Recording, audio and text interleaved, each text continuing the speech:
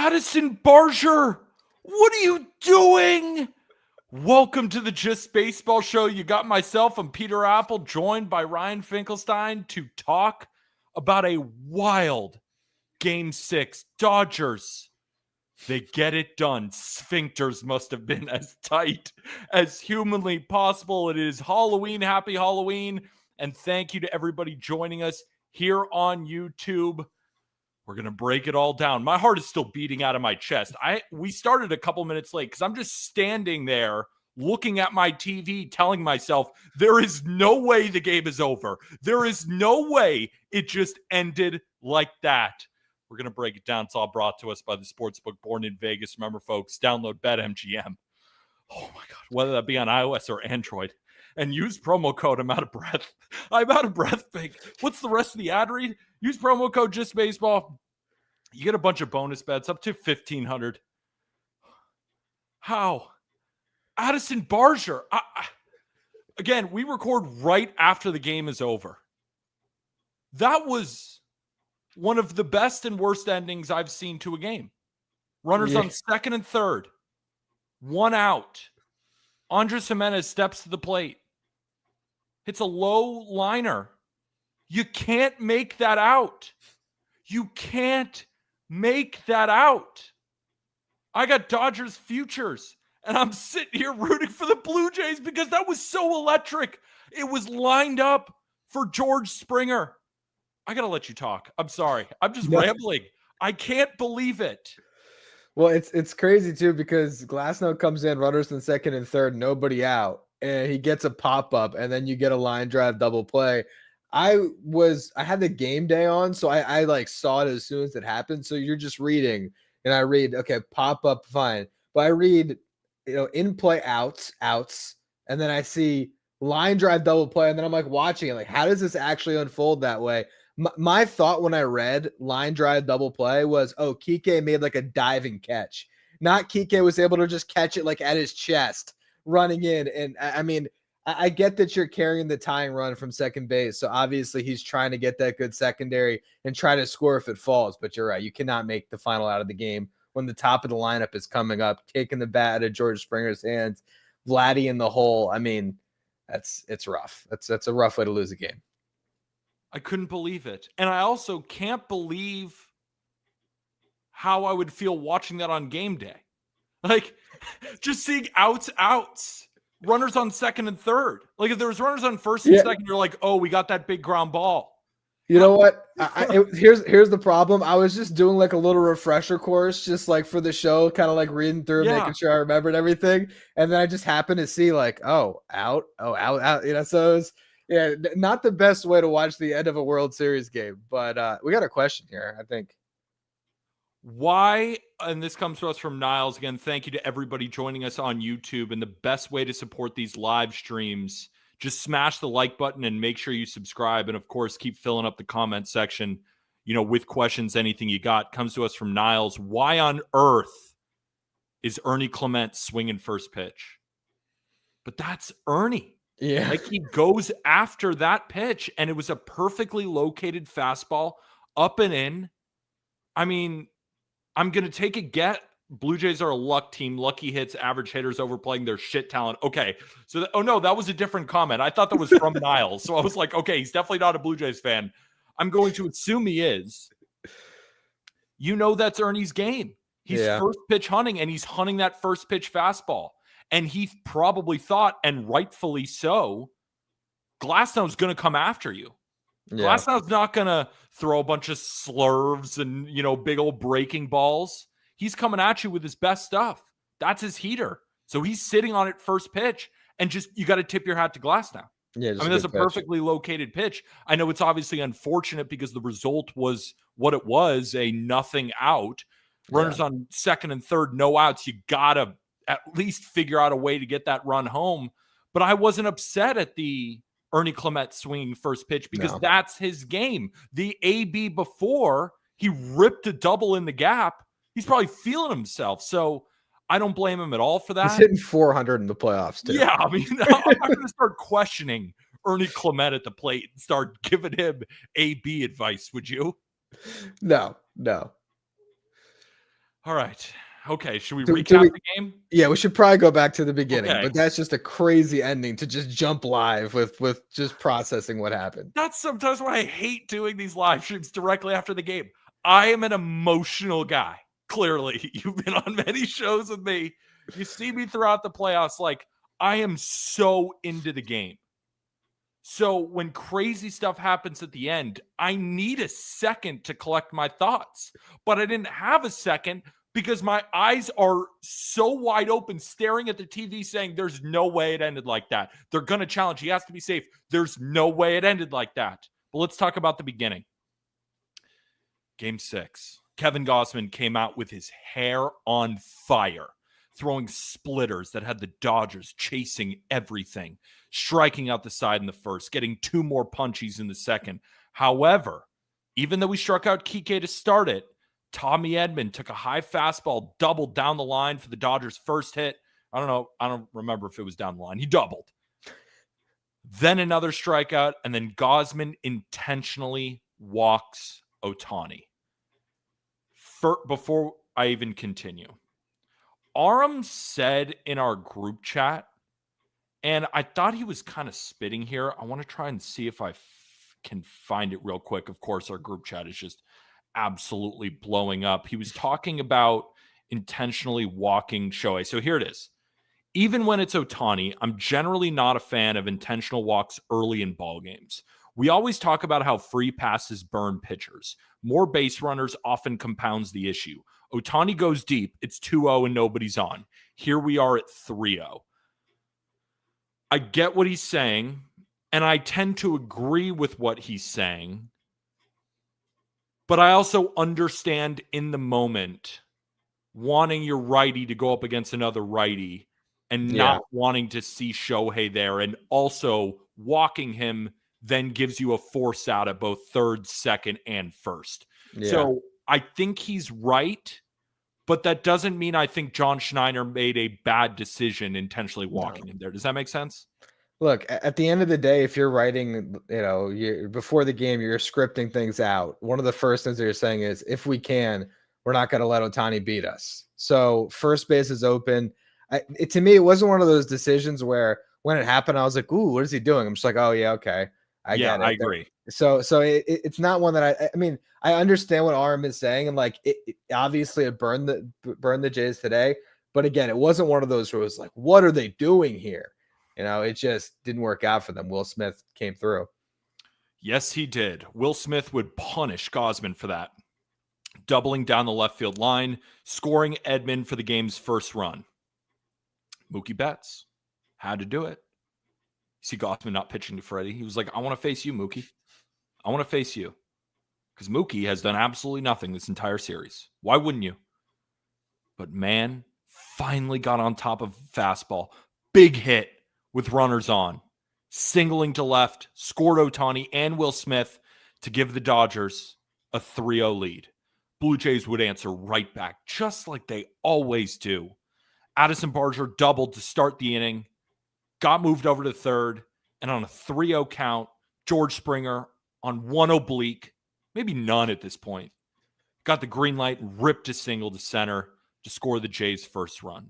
Now, both teams, they would threaten. They would have their inning. Bases loaded inning for the Dodgers, couple runners on for the Blue Jays here and there, but nothing until the bottom of the ninth. On an 0-2 pitch, Roki Sasaki hit Alejandro Kirk on the hand with a rogue splitter. And let's all be honest with ourselves. Did you think the Blue Jays were going to win after that? Because I did. Did you? What were you thinking in that moment? Unless you were just watching on game day. And at that point, I didn't think when the double happened. That's when I thought for sure that the Blue Jays were going to find a way to at least send it to extras. But no, when the splitter hit Kirk, I didn't immediately think it's over. I did, but I'm also an emotional wreck, and I don't even have with money on the line too. Yeah, but it's so funny that flies out the window for me. Does it? Okay, especially in the World Series. I promise. It just. I'm so locked into the matchups and watching each pitch and thinking to myself, what would I throw here? Like, I'm not thinking about it. Again, I don't know if I could convince people of that, but I'm being truthful. I promise. I'm just in every at bat, every pitch. I'm standing up, I'm sweating, I'm walking around. I'm just so into this game. So he hits him with a rogue splitter, and then Addison Barger with an absolute shot to left center. But the ball got lodged at the bottom of the wall. And I just said, of course. Like, of course. It's the World Series. Of course you're getting a ball lodged into the bottom. And credit to Justin Dean, because that's a big moment. A lot of guys might just run over there, not really realize what's going on. Maybe the umpires miss it. But he goes immediately, puts his hands up. And it's technically a ground rule double, so we got runners on second and third. No outs, and Tyler Glasnow enters. He gets Ernie Clement to pop up on the first pitch, and then Andres Jimenez hits a soft liner to Kike Hernandez in left field. And on the run, fires it into Miguel Rojas. Great pick, by the way, by Rojas. Miggy Rowe couldn't hit worth a lick in this game. But great defense, made a couple of key plays at second base, makes a gorgeous pick to end the game. And the two best words in sports, Game 7. My heart is still, I haven't recovered. Can I throw it over to you for some sweeping takeaways to start? I'm not ready yet. I'm not ready. Yeah, I mean, look, I'll try to give you a quick breather here. That it was such a crazy finish. When the ball lodged under the wall, it's one of those weird judgment call things where that could have bit them, right? Like if they don't call it a dead ball, all of a sudden both runs could come in. Like I remember, I think it was in the 2015 World Series, there was a play kind of similar where Yoenis Cespedes put his hands up and it wasn't actually lodged. And I think the guy got an inside the park homer. And that was a decade ago now. But that's one of those weird plays where it's just, you know, it obviously it was lodged. Obviously they made the right call, but you don't really know. You know that everyone's kind of uncertain in the outfield when you're holding the hands up and guys are running around the bases. So I do wonder how that could have changed things if it was called a live ball and then a run comes across.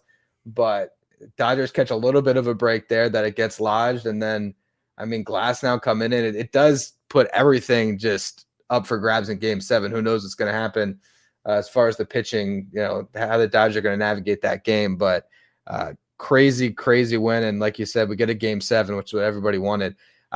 It's still, the Blue Jays have been so ridiculously impressive in this series because all of us coming in, we're just saying the Dodgers got this. The way they beat the Brewers, it felt like they were just inevitable. Yep. And the Blue Jays, quite honestly, like, wouldn't you say through 6 games, hasn't it felt like the Blue Jays are kind of the better team? Yes, absolutely. I'm so glad that you said that, because when you look at the Dodgers wins so far, they got a 9-inning complete game from Yoshinobu Yamamoto. Lights out. If you're a Blue Jays fan, you just tip your cap. We all saw that from the first inning. I said it in our Discord, and I said, oh no, his stuff looks better than it did against Milwaukee. He is about to shut the door, and that he did. He even went 23 pitches in the first inning and ended on 105, 82 pitches from there. That's just something you say, all right. Then their other win in Game 3, 6-5 win in 18 innings.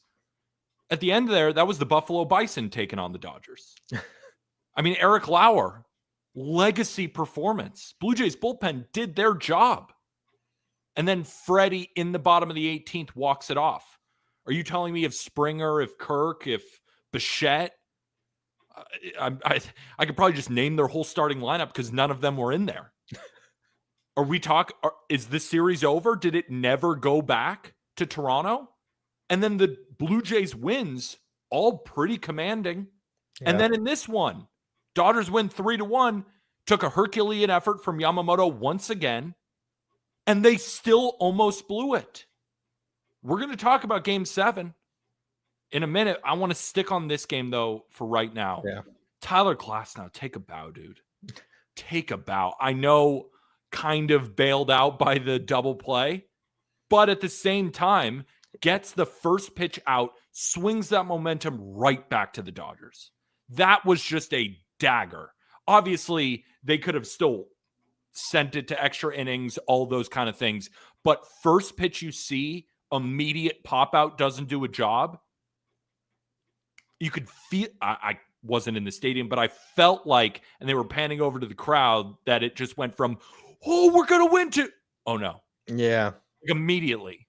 And then he got the second out. So he did clutch up and get 2. And that one to Kike was not going to score him from third anyway. So it was going to be 2 outs. And who knows what would have, Zoom is sending a thumbs up. Who knows what would have happened with George Springer. But like I said, it was lining up for Springer. It was lining up for a Joe Carter moment. It was. That was my feeling.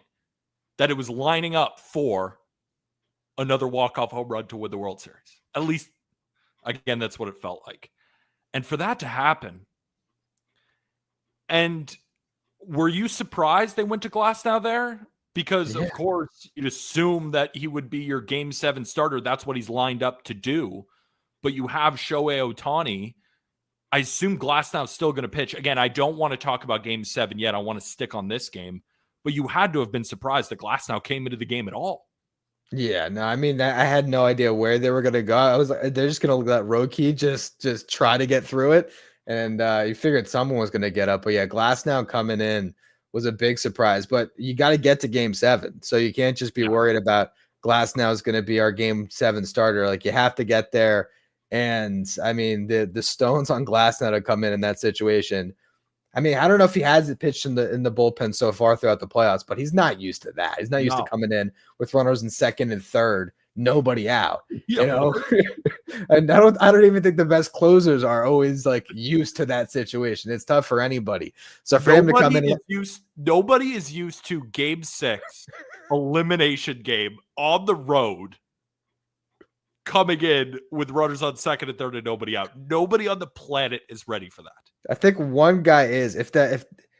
Who's that above your shoulder there? Is that Mo up there? I don't even know. That's my guy Mo. He might be the only guy in MLB history from coming portrait. in. Yeah. Isn't that cool? Zoom's giving me the thumbs up again. He might have been the only guy coming into the 8th inning, bailing somebody out, maybe, because he was always on the mound already for the 9th. But yeah, it's no one's used to that. And I like you said, I think, while we're not going to criticize Clement swing first pitch, it does give you just so much wind in your sails if you're Glasnow to get that easy out. I mean, that it just takes so much pressure off. Obviously, there's still a ton of pressure, but it's like you can breathe. You know, because you give up another fly ball, and if Barger stays on second base, and even if it is a sac fly, you got 2 outs. Now you're still right there. So it happens so quickly too. Yeah, because it's not just about getting that first pop out. Like if that was a battle of an AB, you might have lost a little bit of the adrenaline from coming in. Probably not, because it's Game 6 of the World Series, but maybe even a smidge. And if you're not pitching at the peak of your powers against the Blue Jays, they're going to jump on you. So to get that probably added even more. And then you go up against Andres Jimenez and get that out. I want to answer this question too. Asking a closing pitcher to do 2 innings is a bit much, and I want to tie it into this one. Trust in Roki diminishing? Absolutely not. Right? He did the job in the 8th inning. Wasn't the prettiest of innings, but still did the job. Hasn't pitched in I think I saw in 14 days or something. That can't be right. Hasn't he 14 days? No, he had true. I saw a tweet. No, that whatever.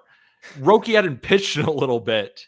So he was able to go that long. And the only reason they took him out was, of course, because he let the first 2 guys get on, and especially Addison Barger ripping that double. And it's so unfortunate because Barger had such a good game. And for him to end it like that, I can't even imagine what he's thinking. I know he's probably just pressing and trying to score that run if it drops, but he just can't make the out there. Let's talk about, go ahead. I was going to say, so I did look it up. Roki last pitched on the 27th, so 4 days. 4 days. I don't know why I saw 14. And he got, I'm not ready for 5 outs too. I'm not ready for the episode, Fink. Clearly, I'm saying he hasn't pitched in 14 days. It makes sense. What, pitched in Milwaukee? Sense. So I mean, and the thing is, as far as him going multiple innings, I mean, he had a 5-out appearance in the playoffs already. He pitched 3 innings against the Phillies. Roki Sasaki is a starting pitcher that's in the bullpen for the playoffs. I at this point, I think it just shows that what we were talking about the Dodgers going into the playoffs is still an issue. They've masked it the whole way because their starters have been so good, but they really don't. I mean, it's a complete different team than the one that won the World Series last year, where they were just trying to get it to their bullpen because their bullpen was so lights out. They just don't have a lot of options. That's why you go to Glass now to finish it, because I mean, what reliever would you have rather gone to in that spot? So it's if the Dodgers win the World Series, they will have done so getting around what was a clear Achilles heel, but everything else is so good that they'll be able to mask it up. The bullpen is absolutely their Achilles heel, but I got to give a lot of credit to Justin Robleski. Yeah. 3.23 ERA in the regular season as a reliever. If you look at his full season stats, you will not see that ERA, because as a starter, he pitched to an ERA in the mid-9s. But then they move him into this role. They get him throwing fuzz. 98, 99 from that arm angle. I rubbed my eyes and I was like, is that prime Tanner Scott in right now? The breaking ball that he has too, that's an uncomfortable at bat. He came in, absolutely did a job in that 7th inning. And I got to admit, I was surprised they took out Yamamoto after 96 pitches after 6 innings. But when Robleski came in, I was like, oh, wait, I kind of get why. It is a good lane for Robleski here. And then it's the top of the order. And Yamamoto, if he finished the 7th, he would have probably been at 115 pitches. You were going to go to Roki anyway there. You weren't going to go to Robleski against all those righties at the top. So after it unfolded, or even when Robleski came in, I thought to myself, oh, I get it now. Like when it happened, what are you doing? You're taking out Yamamoto now? In Japan, he had a 138 complete game. Our guy, Big League Analysis, broke it down on a fantastic TikTok. Make sure to go check it out on his page. He's gone into the 130, 140 pitch range before. And we even got a tweet from Buster Only during the game. I think it was in the middle of the 4th inning, that pitch count was not going to be a thing. Like, don't worry about it. He's going to go. And then he gets taken out after 96 pitches. But shout out Justin Robleski. He is a weapon, and I assume we're going to see him again in Game 7 in a big spot, and I expect him to deliver once again. Yeah, for sure. That's the thing. You know, it worked out. It was a good matchup for Robleski. And like you said, he's probably not going to be able to go much past the 7th anyway. I mean, he would have had to come out and have like a 6-pitch inning. So like you said, you're ending up with the same pitcher going in the 8th inning. It probably doesn't change anything. And who knows? Only through 96, he can go tomorrow, right? Why not? Oh, of course he can. He the closer? Yes. He wanted to go out there after that complete game in the Game 3. I know he had a day off in between, but yes, he could go. Like, that guy's throwing javelins in right field. Like, he's doing yoga and he's doing flips and handstands. Like, he's built for this shit. Yamamoto is definitely giving us an inning tomorrow. I would not be surprised. I mean, Madison Bumgarner threw every single game back in the 2014 World Series. 2014 or 2012? I think 2014. Regardless, you just take it to another gear. In Game 7, anything can happen. But again, I really want to stick on this game. Will Smith, a couple of really good ABs in this game. Huge. To get that double, just get the Dodgers in front, because you could tell, you knew they were pressing. I mean, how many other lineups is Dave Roberts going to throw out there just to try and shake things up? Mookie Betts now hitting in the 4-hole. Why not? Right at this point, like, we got to just try something. And Mookie to get that hit, it's got to feel big for him. But Blue Jays had their opportunities, but this was a game where you're going up against Yamamoto. You have one to spare. If I'm a Blue Jays fan, I don't feel that bad about losing. And it's easy for me to say because I'm not a Blue Jays fan. But do you feel the same way? Where in this one, it's like, yeah, okay, we'll lose the Yamamoto starts. But at home tomorrow, we still got to feel really damn good. I think there's no reason that you should be scared of the Dodgers in Game 7 because they got this one. Like you said, it was right there for the Blue Jays to steal it in that 9th inning and World Series over. I think every single game they've showed up to play. I mean, there hasn't been a game, like you said, where the Dodgers have flat out dominated them, except for, of course, Yamamoto. But that's one guy, you know. I guess game 2, they didn't even really dominate. No, Kevin not really. Gausman retired 17 in a row. It was a 1-1 tie going into the 7th. Yeah. When Muncy and Will Smith hit those home runs. This final score, I think, read 5-1, but that was not a dominating win. That did not feel like a 4-run deficit at all. So I couldn't agree with you more. Yeah. And another comment here. If I'm a Blue Jays fan, I'm livid with how they lost, though. Yeah. Oh my God. I mean, there's probably a lot of broken TVs in Toronto. To see that, just have it snatched away from you like that on a base running blunder, when the Blue Jays, to their credit, when's the last mistake they made? Of course, you know, there's been some bad ABs sprinkled in there, but they have been playing nearly flawless baseball the entire time. So to end it like that, I mean, it's just the most like Game 6 World Series thing ever, where just the unthinkable happens. Can we talk about Yamamoto? Yeah. So I want to pull it up. His stats in the playoffs. We got sent this graphic by our fantastic Twitter team. I mean, this guy, Yoshinobu Yamamoto in the postseason so far, 34 and 2/3. He's given up 6 earned, only walked 5, 32 strikeouts. Opponents are hitting 176 against him. He's got 2 complete games and a 1.56 ERA. Here's my thinking here. I'd take Tarek Skubal over him. I'd take Paul Skeens over him. The rest, I'm here for the debates. Yeah. Yeah, 100%. I've said it a couple times, like somehow Yamamoto has become like the most underrated pitcher in baseball, because maybe it's just how many stars are on the Dodgers that we don't talk about him as much. I think going into the playoffs based on the regular season, I think people were putting Christopher Sanchez in that number 3 spot. But after this playoffs that we've seen from Yamamoto, he's right there. And I mean, what's he still 26 years old, 27? Like, he's still right in the middle of his prime, where for the next 5 years, you know, if you're to play that game, like how many guys are you taking over him? It's probably just Skubal and Skeens. So yeah, he's unbelievable. He doesn't get nearly enough credit. And I think, you know, we're seeing, like, I even read something today where they said like Yamamoto has become their de facto ace. And I'm like, he's just their ace. Like, I don't know, de facto ace. Like, he's like why you throw de facto in? He's their ace. He's been their ace all year. He's the guy that was healthy all year, and he's their number 1 starter. That's what it is. On a team with a bunch of great arms, Yamamoto is the guy. So again, I'm still taking Skubal, I think. I'm taking Paul Skeens, I think.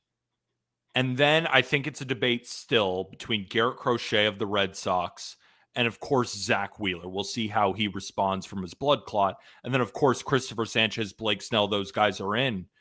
But Yamamoto, and Smoltz said it, his ability to eat innings.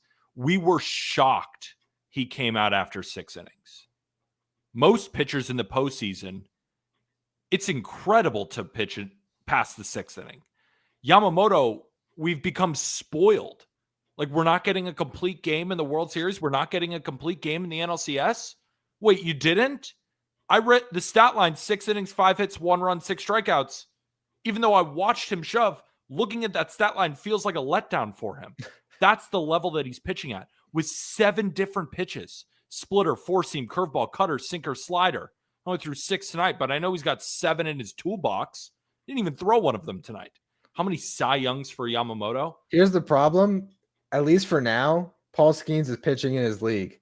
So it's like, that's the game you got to play. And on top of it, it's a lot of innings this postseason for Yamamoto. Yeah. Like, my betting brain is telling me to fade him next year. I can't. But I did the same with Zach Gallen after that 2023 postseason run, right?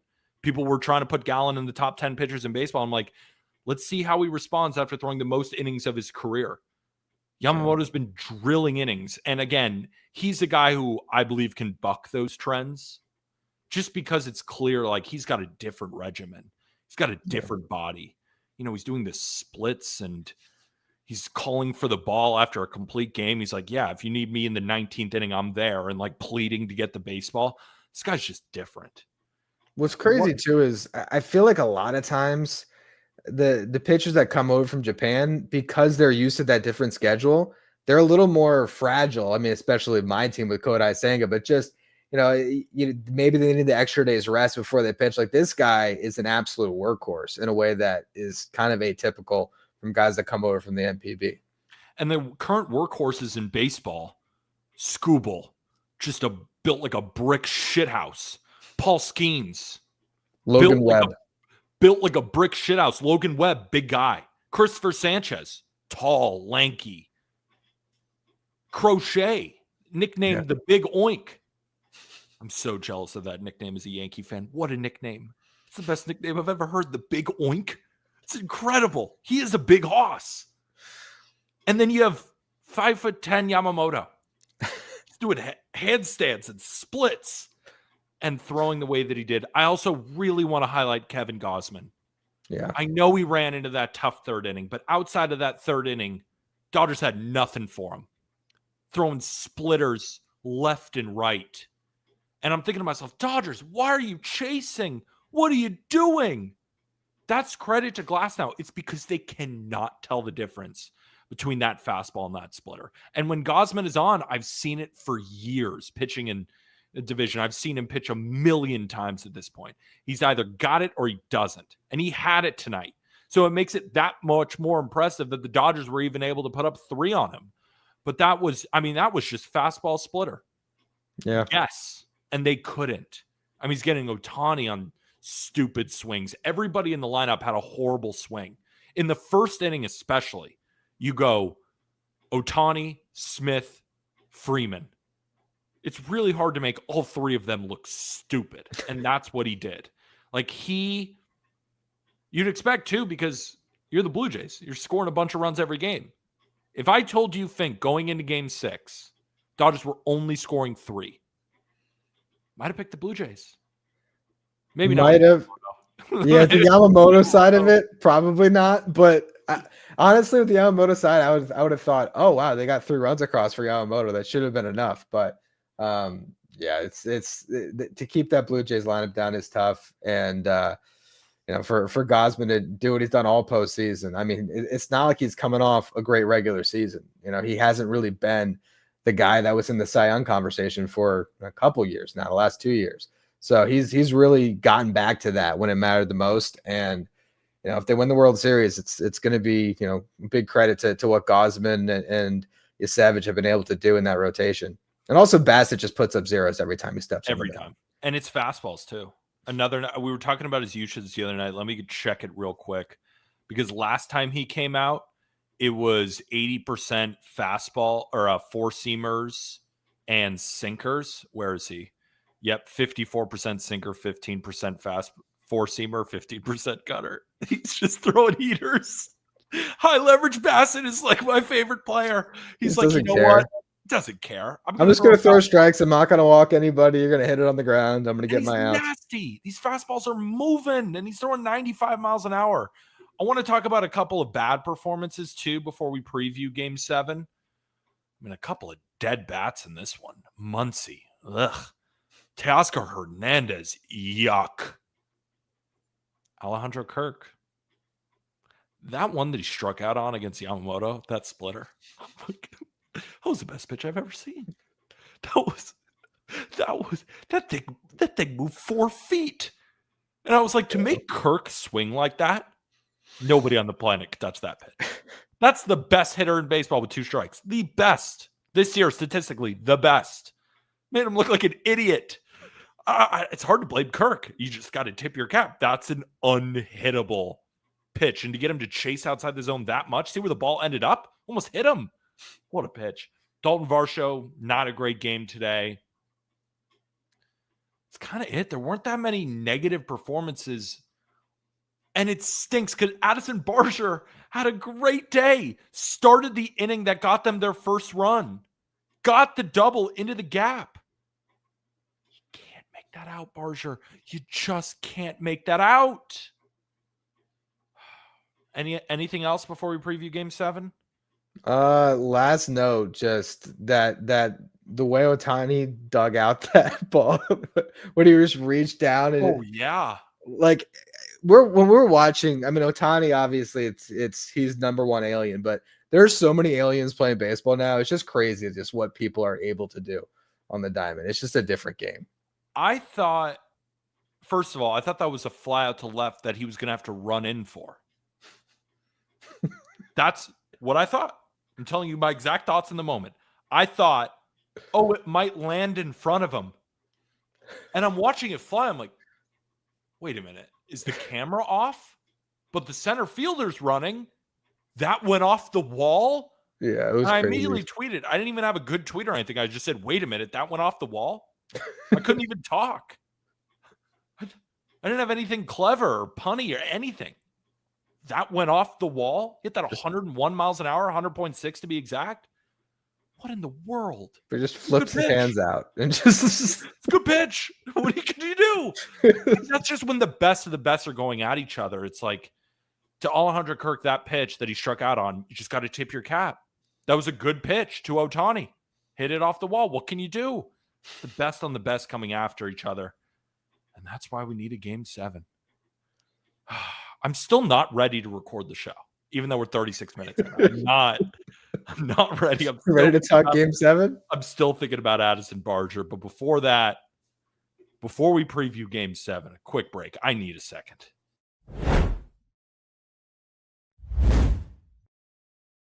Oh, game 7.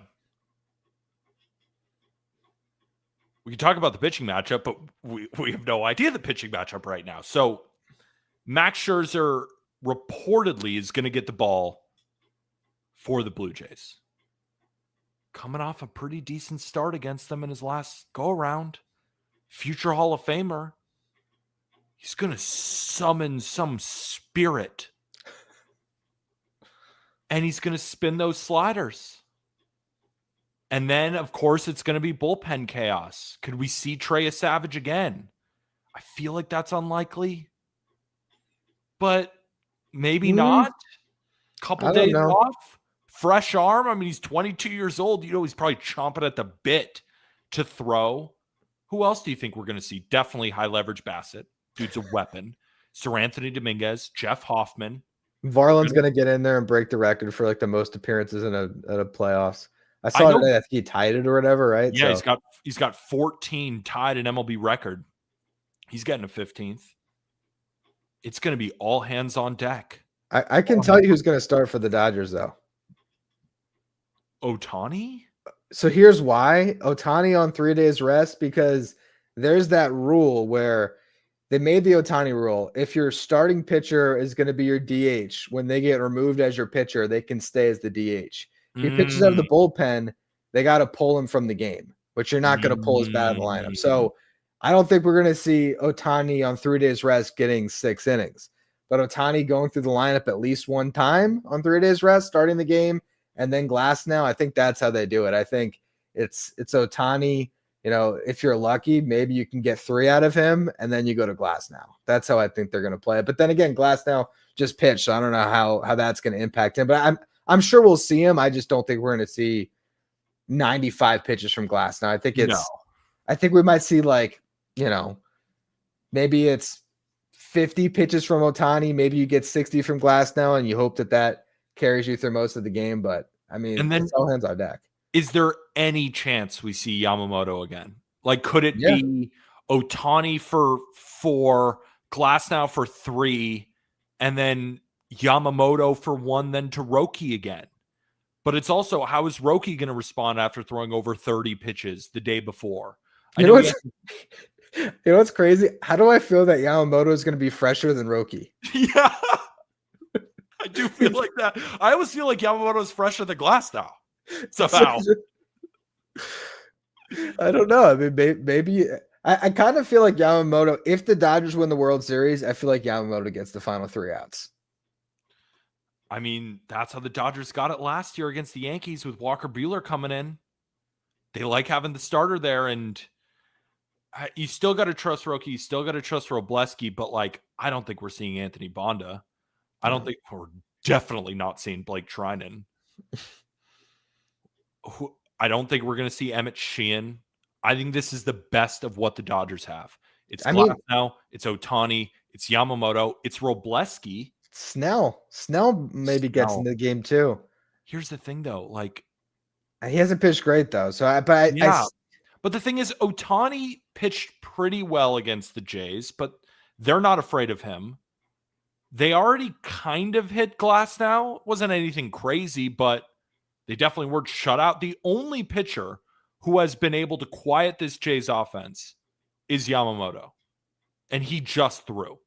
Of course, he could throw again. Like, of course he could. But he's not going to throw for length. He'd maybe go an inning. Give me Kershaw. Game 7 last of his career. It would be funny to just see probable pitchers, Clayton Kershaw and Max Scherzer, but there's no chance. Like I said, I'd almost guarantee that because of that rule, even if Ohtani throws an inning, we're going to see Ohtani at the beginning of the game. You either have to start the game with Ohtani or finish the game with Ohtani because of that rule. So it's one or the other. I think they're going to start Ohtani. I really do.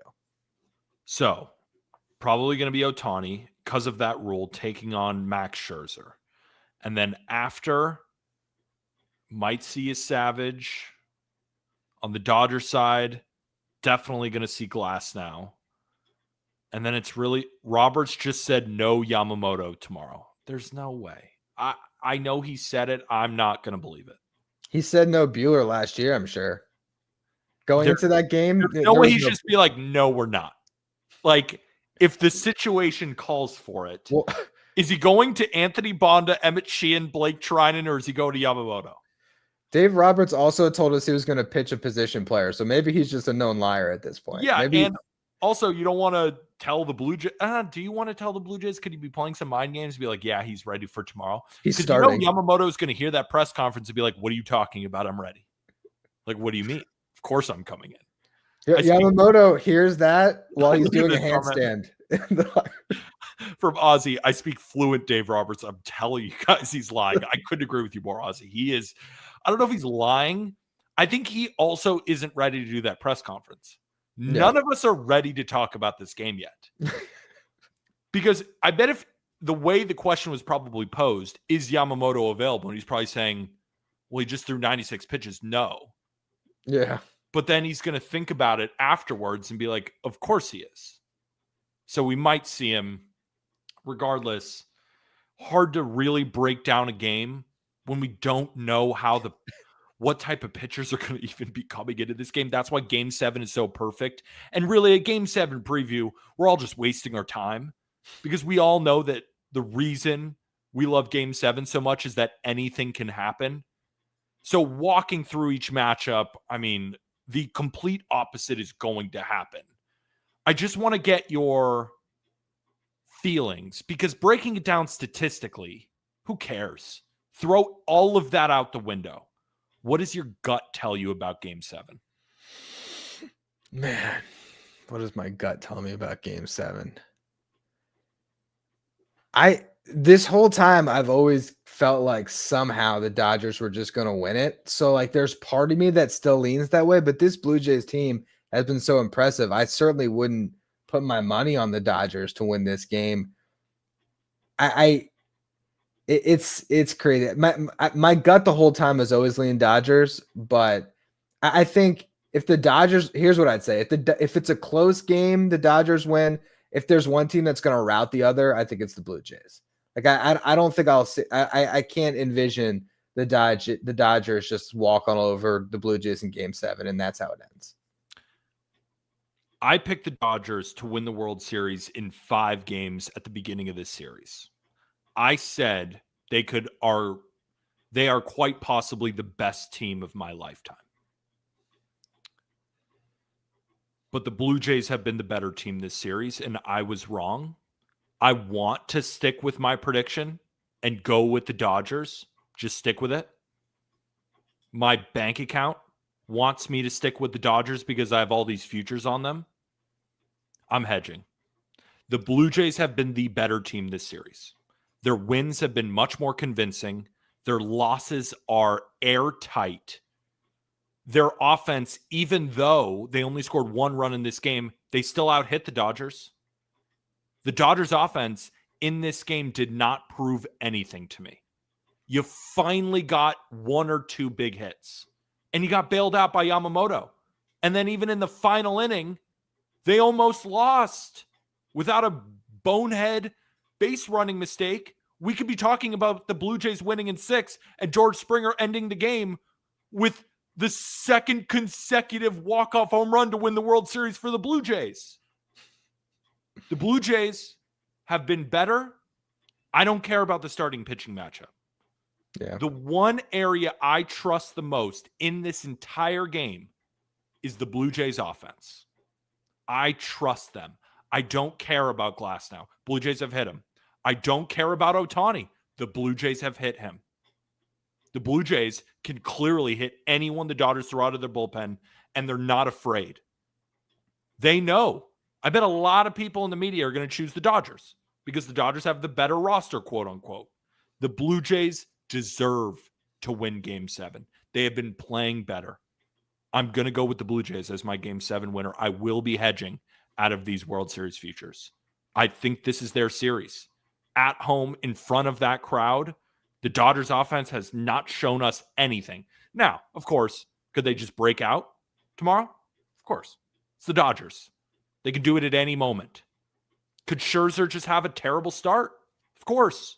He's 41. Of course. But the future Hall of Famer on the mound at home, glaring with 2 different color eyes, with that offense playing with nothing to lose, one last game for Springer and Bichette. Bichette's going to be a free agent. Springer's got no obliques left. Vladdy's still swinging the way that he is. Barger swinging the way that he... Blue Jays win this game. 5-3. That's my final score prediction.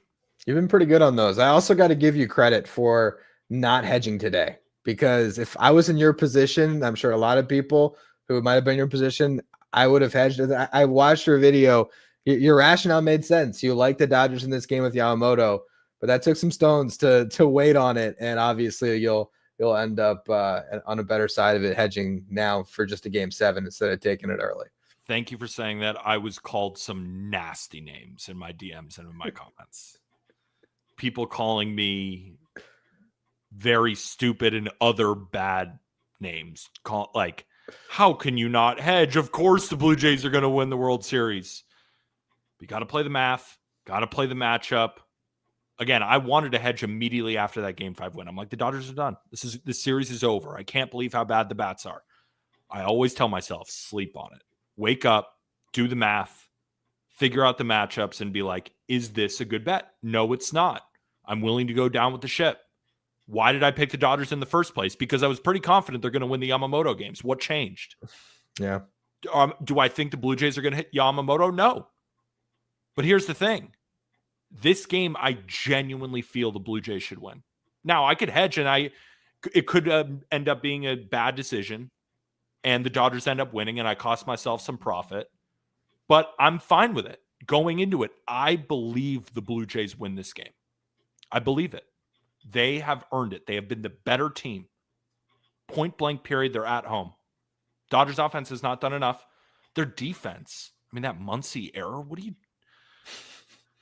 doing? But no, I think the Blue Jays win Game 7. I really do. Where are you at? Like I said before, the whole time I've been leaning Dodgers, but the way that this series has gone, the way it has looked, I mean, you make a really compelling case for the Blue Jays. I guess the one thing that I would say, on the Dodger side of it is if their starting pitchers can deliver, because I think they're going to be able to lean on pretty much all of them. So there is it's just that Blue Jays lineup is keeping them down is the thing. But like, if Ohtani and Glasnow both look good, like, you can get through a large chunk of that game without having to go to your bullpen. And I just to me, I think the Dodgers have more weapons to go to in an all hands on deck game when the Blue Jays are starting Scherzer. And it's like, at some point, Scherzer at this point in his career, you're always just at any point he can just give up like 3 home runs. We keep saying that. And he keeps shoving. Like, not shoving, obviously, but just keeping his team in the game. I'm just saying, like, the other side of it would be if Scherzer has an early meltdown and then the Dodger starters can deliver. That's how the Dodgers win the game. But again, like you said, based on what we've seen through 6 games, which team deserves to win this World Series? There's no doubt about it. The Blue Jays have been the better team in this series. And I think that who's going to be the betting favorite going into the game? Why don't we check right now on BetMGM? Let's pull it up. I'm curious because I posted the lines. Because it's interesting to see, even if you don't care about betting at all, like even if you don't like it, it's interesting to see what the market, because there's a reason Vegas is so shiny. It's because they're the best at making these lines.